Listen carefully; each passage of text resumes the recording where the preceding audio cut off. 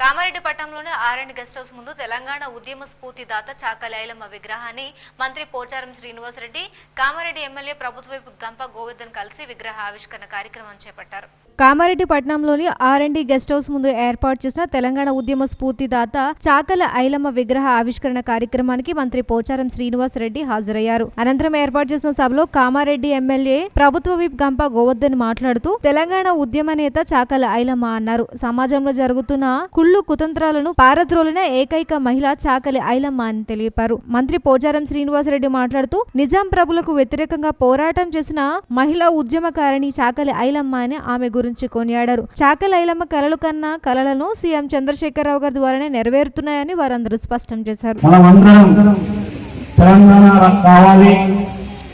తెలంగాణ రాష్ట్రం కావాలని కలలని కొట్లాడి తెలంగాణ రాష్ట్రం సాధించడం జరిగింది.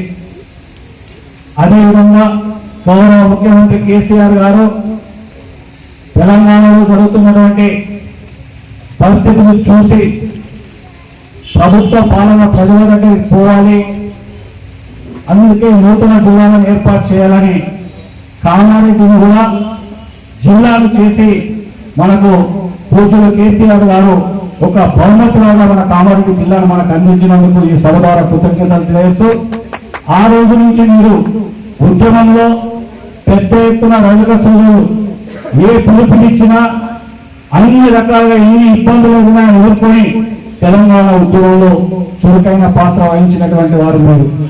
ఖచ్చితంగా కామారెడ్డి పట్టణంలో ఐలమ్మ విగ్రహాన్ని ఏర్పాటు చేయాలి, స్థలం కావాలని యువకులు పెద్దలందరూ వచ్చి కోరిన వెంటనే మేమందరం నాయకులను కలిసి మనకు పూర్తినిచ్చినటువంటి నాయకురాలు భూస్వామ్య వ్యవస్థకు, జమీందారు వ్యవస్థకు రైతాంగ స్థాయిలో పోరాటంలో వీర నారిగా పోరాటం చేసి తెలంగాణ ఉద్యమంలో ఒక చరిత్ర సృష్టించినటువంటి చాకలి ఐలమ్మ గారి విగ్రహాన్ని మంచి స్థలంలో పెట్టాలని ఏ రాష్ట్ర మంత్రి వచ్చినా, ఏ రాష్ట్ర ముఖ్య అధికారి వచ్చినా, ఎవరు వచ్చినా ఈ గెస్ట్ హౌస్కి వస్తారు కాబట్టి ఈ ప్రాంతంలోనే పెట్టాలని మనం హైవే మీద చక్కటి స్థలంలో ఈ రోజు గౌరవనీయులు మంత్రులు పోతారు గారి కార్యక్రమంలో విగ్రహావిష్కరణ చేసుకోవడం జరిగింది. వాళ్ళందరికీ నేను ఒకటే గుర్తు చేస్తున్నాను, మీ అందరికీ తెలంగాణ ఉద్యమంలో ఒక మామూలు కుటుంబంలో పుట్టినటువంటి ఐలమ్మ ఏ విధంగా వీర నారిగా పోరాటం చేసి మార్చినటువంటి వీర నారి చాకలి ఐలమ్మ. 85 సంవత్సరంలో తను చనిపోయే వరకు తెలంగాణ ఉద్యమంలో ఆ రోజు ఆమె పాల్గొన్న పాత్ర, ఎంత మాటలు చెప్పినా ప్రజల్లో చైతన్యం ఉంటలేదని ఎన్నో పాటలు పాడి తనే స్వయంగా రచించి పాడి గ్రామ గ్రామాన మనుషులు తెలంగాణ ఉద్యమాన్ని రచించినటువంటి వీరనారి మన ఐలమ్మ గారు. వారు చూపించినటువంటి పోరాట పటిమను మనం కూడా మన హక్కుల కోసం, మన తెలంగాణ అభివృద్ధి కోసం కూడా మనం కలిసికట్టుగా ఆమె చూపించినటువంటి బాటలో ఆమెను మార్గదర్శిగా చేసుకొని ఆమె ఏ విధంగానైతే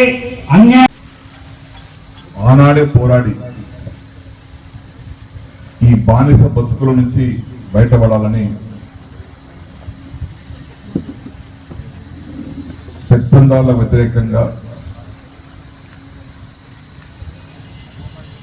భూస్వాములకు వ్యతిరేకంగా, ఆనాడు నిజాం ప్రభుత్వానికి వ్యతిరేకంగా పోరాటం చేసినటువంటి యోధురాలు చాకలి ఐలమ్మ. అలాంటి పోరాట యోధురాల యొక్క విగ్రహాన్ని కామారెడ్డి నడిబొడ్డులో ఎంతో వైభవంగా ఆవిష్కరించుకున్నటువంటి శుభ సందర్భంలో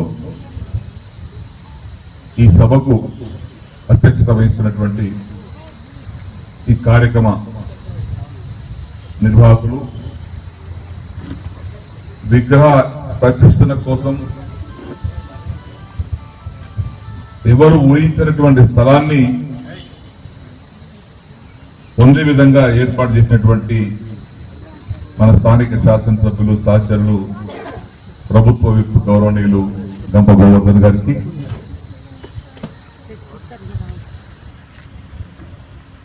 కొంతమంది పుట్టుకతోటే నాయకులైతారు, పుట్టుకతోటే నాయకత్వ లక్షణాలు వస్తాయి. ఏ కులంలో పుట్టినా ఏ మతంలో పుట్టినా ఆడనా మగనని కాకుండా పుట్టుకతోటే పోరాట లక్షణాలు వచ్చినటువంటి యోధురాలు చాక లైలమ్మ గారు. వరంగల్ జిల్లా రాయపర్తి మండలం కృష్ణాపురంలో 1919లో పుట్టినటువంటి బిడ్డ చాక లైలమ్మ. ఆమె మారు వేరు చిట్యాల ఐలమ్మను పిలుస్తారు.